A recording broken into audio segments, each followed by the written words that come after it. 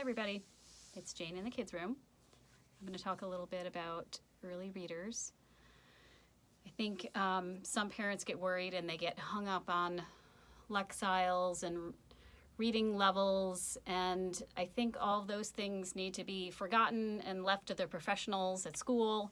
And at home, it's okay just to follow your intuition and follow your kids' passions, and just read about what they love, because you want to keep it fun. That's the most important thing, is keeping reading fun and keeping your kids engaged in reading, and keep going back to it night after night. And you can't force anything down kids' throats, and you can't force them to read something boring like See Jane Run. It talks down to kids, and they're smarter than that, right? So follow what they're interested in, like a character they might love, like Pete the Cat, Uni the Unicorn. We've got plenty of both of those. These are really popular. The Who Would Win. It always pits one predator against another. So kids love those. One of my personal favorites, Fly Guy. There are Fly Guy nonfiction and just regular Fly Guy stories. They're really fun to read aloud and hilarious. And my daughter, who had trouble reading, she ended up learning how to read by reading aloud. I'd walk by her room and I'd just hear her reading aloud to herself, or you could buy a book called 3 Stories to Read to Your Dog. We also have one that's 3 Stories to Read to Your Cat. And they practice reading aloud. I don't know the mechanics of it, but for my daughter, it was something that worked and encouraged her to keep at it.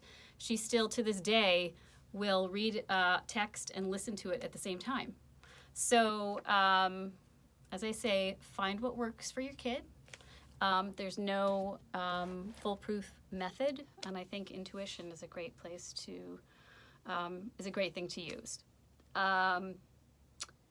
One more thing before I go. It's Poetry Month, and I wanted to mention 2 books that I really like. One is new and one is not so new. Poems Aloud is the not so new text that is by Joseph Coelho and Daniel Gray Barnett. And these are poems that are meant to be read aloud or performed aloud for kids. There's a wide variety of topics and difficulty. The difficult ones have 2 hot peppers, and some of them are tongue twisters. It's a really fun book, and I would think it'd be really fun to use in a classroom. And the next one that just came out is called Delicious by Julia Leros and Julie Pashkis. It is the most colorfully illustrated book I think I've ever seen, honestly. And it's about one of my favorite topics, street food.